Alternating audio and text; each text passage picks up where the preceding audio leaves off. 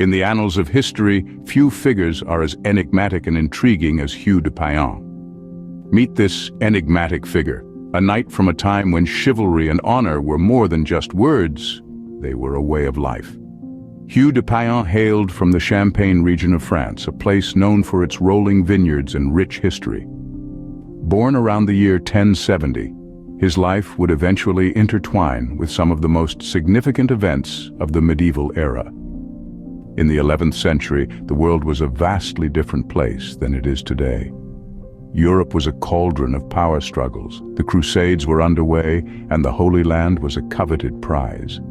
The medieval era was a time of knights and castles, of kings and queens, of battles and treachery. It was a time when the fate of nations could be decided by the swing of a sword, and it was in this turbulent era that Hugh de Payens carved his name into the annals of history. From an early age, Hugh was no stranger to the knightly virtues of courage, honor, and duty. His upbringing in the Champagne region, a land steeped in the traditions of knighthood, prepared him for the role he was to play in history. Little did he know that his life was to be anything but ordinary. As a young man, Hugh de Payens would have been well aware of the political and religious turmoil that was sweeping across Europe and the Middle East. The world he knew was changing, and he found himself drawn into the heart of the conflict. His destiny was not to be a mere observer of history, but an active participant. Hugh de Payens was not just a knight. He was a man of vision, a man of action. His life and deeds would have far-reaching consequences, shaping the course of history in ways that few could have predicted. His story is one of courage, conviction, and a relentless pursuit of what he believed to be right. Thus begins the tale of a knight who would shape history in ways unimaginable. Hugh de Payens' early life remains shrouded in mystery, yet the path he took was nothing short of extraordinary. Born into the chaotic era of the 11th century, Hugh de Payens hails from a possible noble lineage. Details of his early years are sparse, but it's believed he was born in the county of Champagne, France. His upbringing, likely within a noble household, would have exposed him to the chivalric culture of the time, shaping his character and preparing him for the extraordinary journey that lay ahead. As a young man, de Payens was swept up in the fervor of the First Crusade, a monumental expedition launched by Pope Urban II in the final year of the 11th century.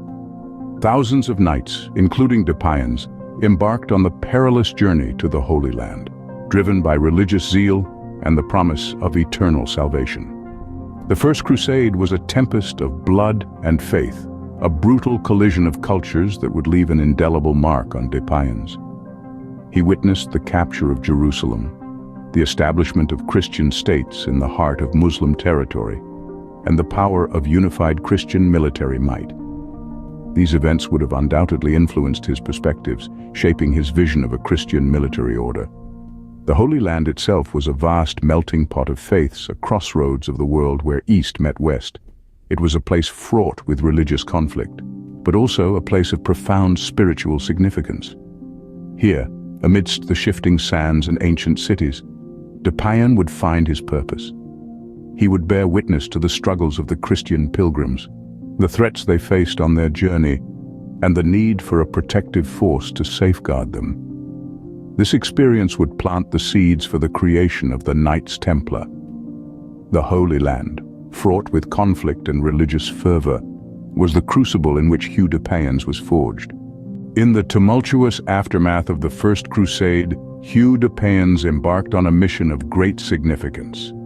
It was the dawn of the 12th century when Hugh de Payens, a knight from Champagne, France, conceived the idea of a new order, an order that would become one of the most influential and intriguing groups in history.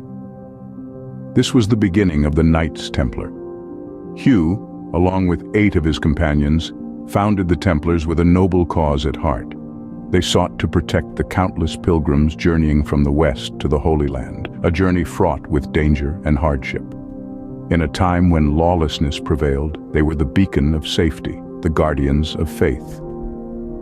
Having taken monastic vows of poverty, chastity, and obedience, the Templars presented a unique blend of monk and knight.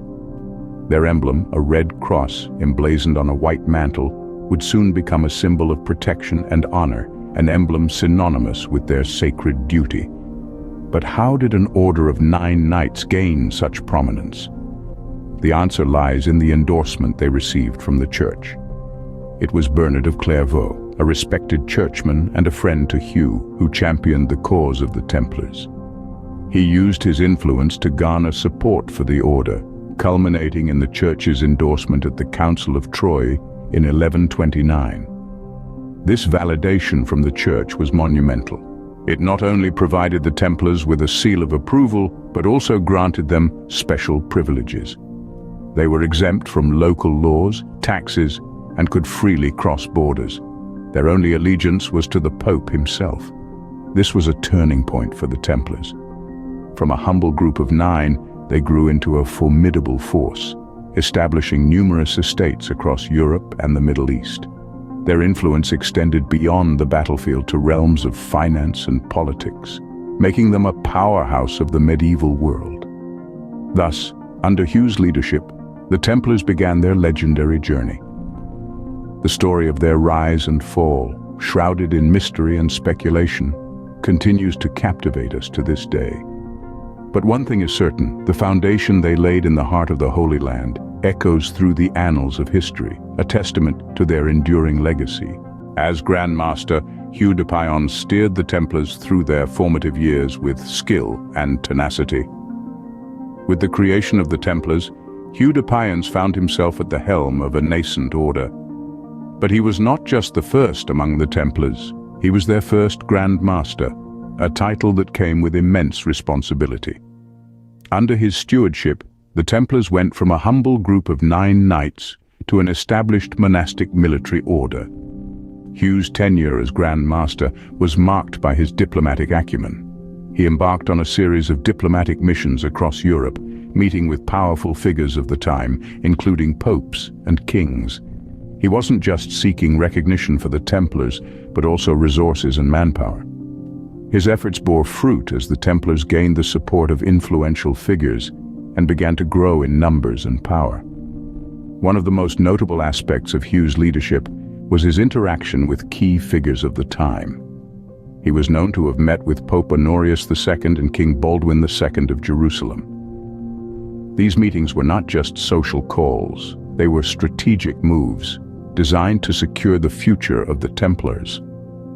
His negotiations with these figures resulted in the Templars being officially recognized by the Church and granted the right to build their own network of estates, which would later form the backbone of their financial power. Hugh's tenure as Grand Master also saw the Templars grow in influence. He oversaw the expansion of the Templars' presence in the Holy Land and across Europe. Under his guidance, the Templars established their headquarters on the Temple Mount in Jerusalem, a strategic location that would cement their place in the history of the Crusades. Hugh's leadership laid the groundwork for the Templars to become a powerful and influential order.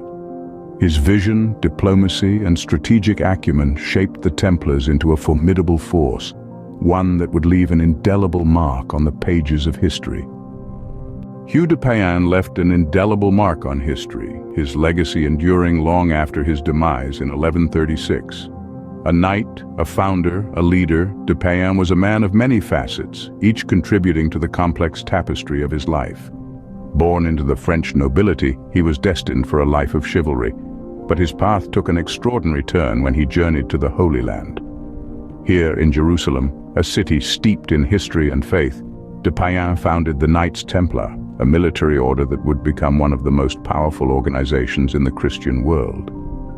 His leadership of the Templars was both visionary and pragmatic. He understood that to protect Christian pilgrims in the Holy Land, the order needed to be both a military and economic force. Under his guidance, the Templars became just that, establishing a network of estates across Europe and the Middle East.